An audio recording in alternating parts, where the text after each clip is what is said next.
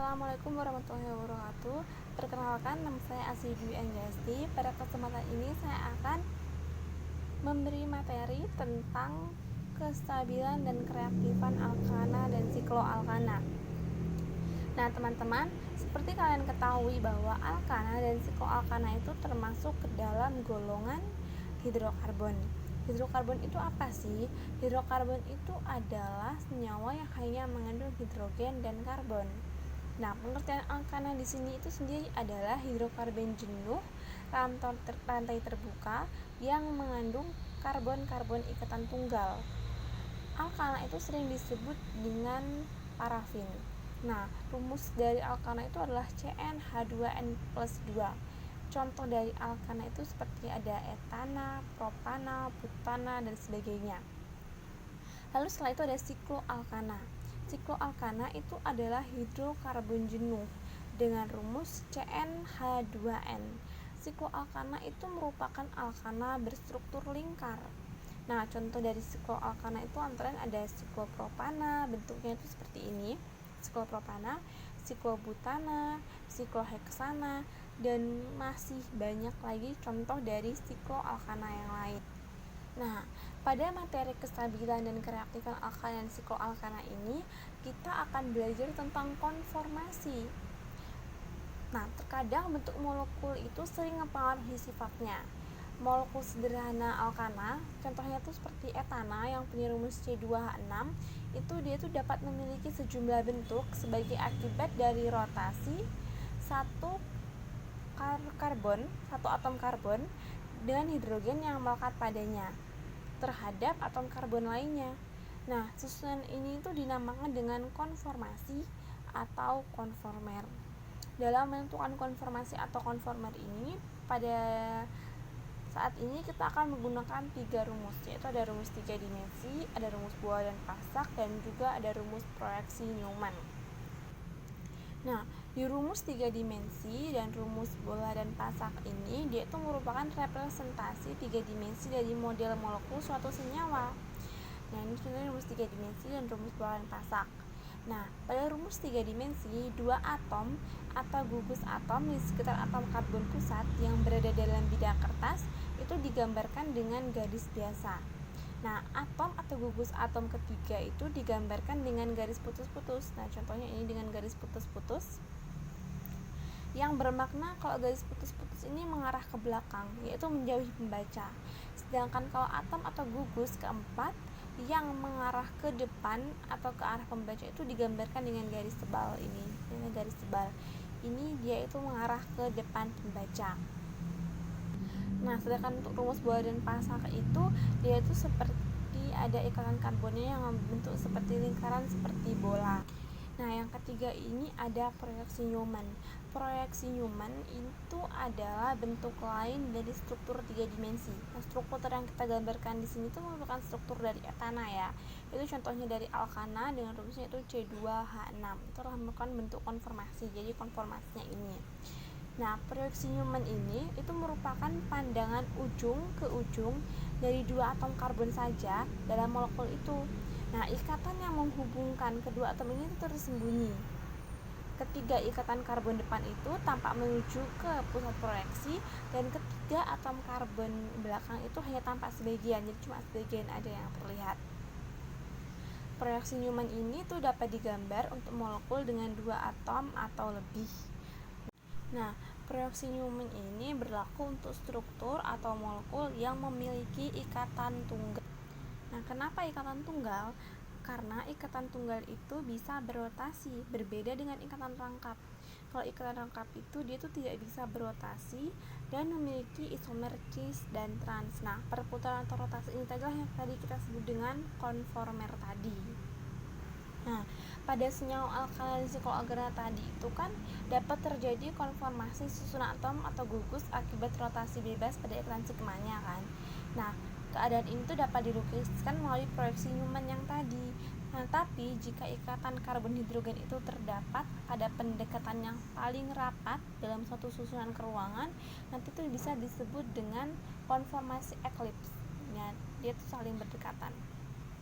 Nah, sedangkan apabila ikatan karbon hidrogen pada suatu gugus metil itu terdapat sejauh mungkin dari ikatan lain yang sejenis dengannya, itu nanti disebut dengan konformasi anti atau staggerat atau konformasi goyang.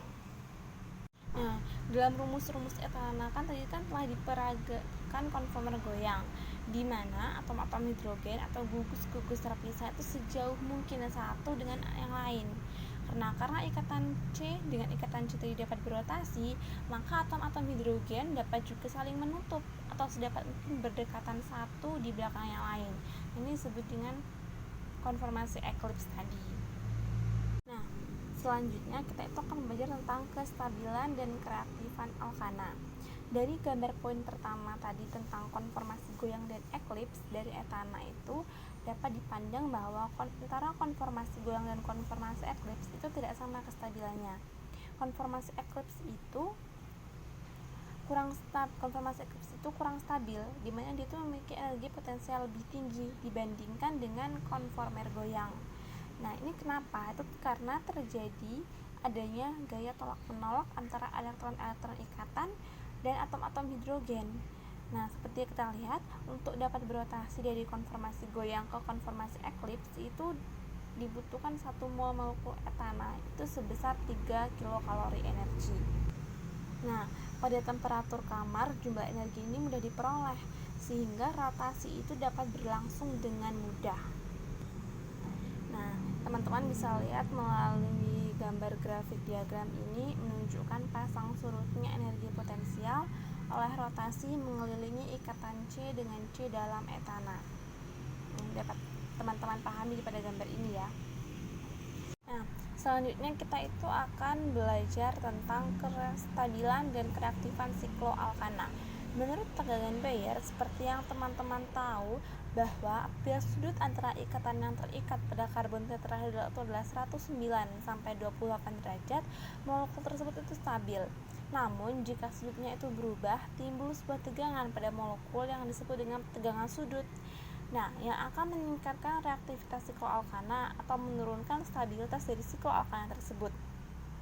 Siklopropana dan siklobutana ini memiliki kereaktifan yang lebih dibandingkan dengan alkana rantai terbuka. Hal itu disebabkan karena sudut ikatan mereka itu luar biasa kecil.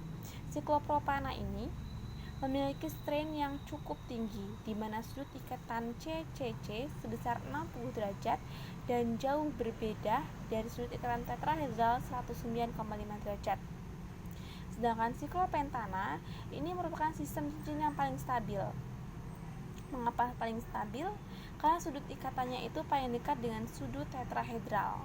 Kalau sikloheksana ini bukan merupakan cincin datar dengan sudut ikatan 120 derajat, melainkan suatu cincin yang agak berlipat dengan sudut ikatan 109 derajat yang mendekati sudut tetrahedral. Nah, ini nanti akan menyebabkan sebuah penyimpangan terhadap sudut tetrahedral 109,5 derajat dan akan menyebabkan regangan pada molekul yang mengakibatkan molekul tersebut akan semakin tegang dan semakin reaktif pada sikloheksana. Nah, untuk melihat kestabilan dari sikloalkana ini yang akan kita ambil itu contoh dari sikloheksana. Konformasi sikloheksana yang paling stabil itu adalah bentuk konformasi kursi karena sudutnya itu mendekati 109 derajat atau sudut ikatan antara C dengan C adalah 111 derajat. Konformasi kursi ini ditandai oleh adanya dua macam orientasi ikatan CH, yaitu ada 6 buah ikatan CH aksial dan 6 buah ikatan CH ekuatorial. Nah, konformasi selain kursi ini cenderung tidak stabil. Yang paling stabil itu biasanya konformasi kursi. Nah, ini adalah contoh dari konformasi yang lain. Di antara keempat ini, konformasi yang paling stabil dari sikloheksana adalah konformasi kursi. Ini adalah konformasi yang paling stabil. Nah, kalau untuk gambar dari proyeksi Newman dari konformasi kursi ini tadi, itu adalah gambarnya seperti ini untuk yang sikloheksana. Selanjutnya ini adalah kita akan bicara tentang profil energi sikloalkana, yaitu terutama sikloheksana. Nah, dari profil energi ini terlihat dari gambar ini bahwa bentuk kursi itu mempunyai energi terendah. Sementara bentuk setengah kursi yang mempunyai mempunyai struktur hampir datar itu mempunyai energi tertinggi. Dapat diperkirakan bahwa kebanyakan molekul sikloheksana itu berbentuk kursi pada keadaan kapan saja. Nah, untuk selanjutnya kita akan membuat konformasi gambar tadi itu tapi melalui aplikasi ChemsDraw. Oke, kita akan buat. Nah, baiklah, di sini saya akan memberikan tutorial bagaimana cara menggambar konformasi menggunakan aplikasi ChemsDraw. Nah, di sini saya akan menggambar konformasi dari alkana. Alkana yang akan saya gambar ini adalah etana. Pertama, untuk menggambarnya kita pilih, ini kita pastikan objeknya ini dulu ya. Kita pilih ini solid bond, lalu kita buat grafik.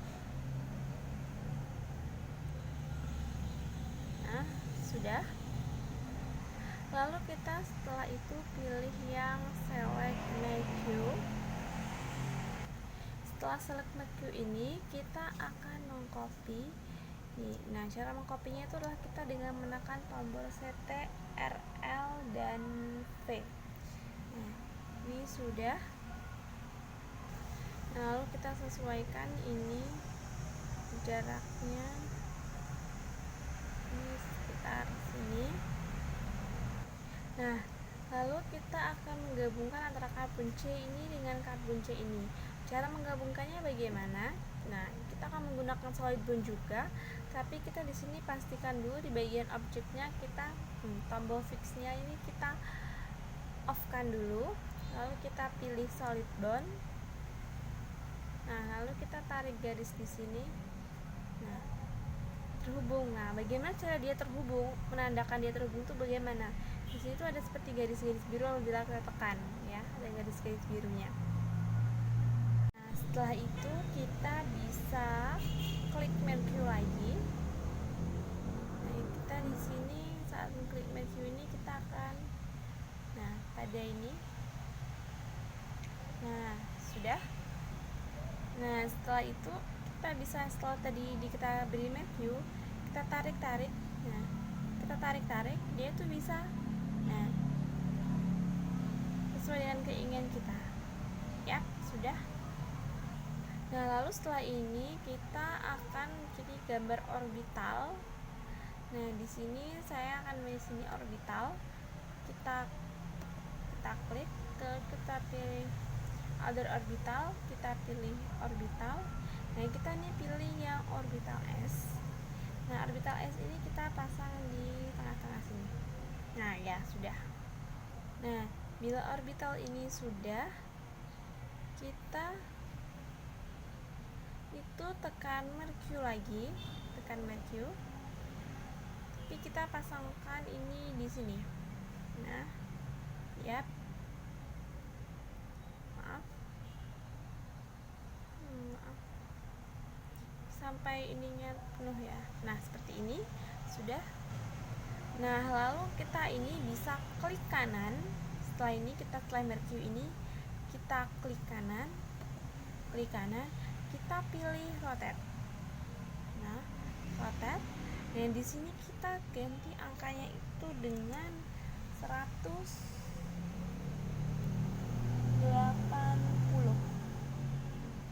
Setelah itu kita pilih rotate. Nah, dia akan berubah bentuknya. Dia akan mengalami perputaran ke bawah. Lalu ini kita bisa tarik ini ke bagian sini, bagian tengah sini.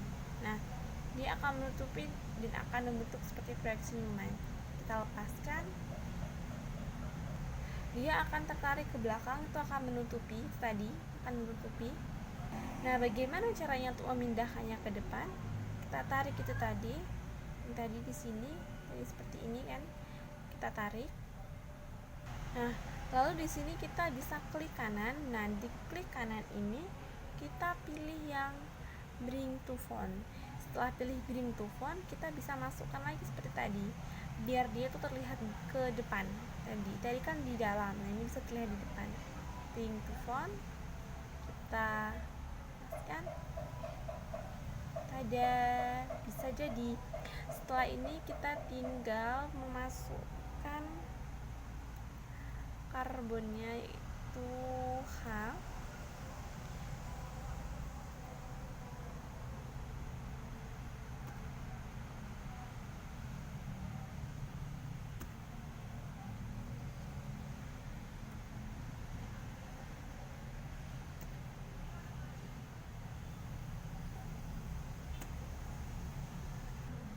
Ya, mudah ya.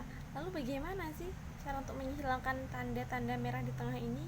Kita pilih merge lagi, lalu kita bunyikan, lalu kita klik kanan lagi dan kita yang display warning ini kita off kan, dan tada, hilang tandanya.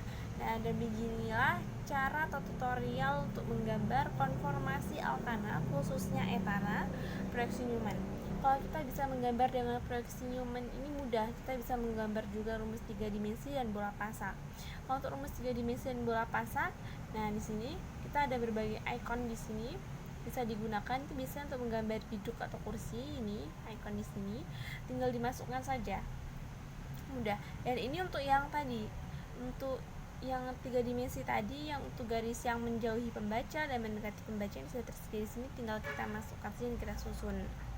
Untuk pembahasan mengenai yang konformasi sikloalkana, terutama sikloheksana, itu nanti akan dijelaskan lagi oleh kelompok selanjutnya. Sekian dari saya, terima kasih.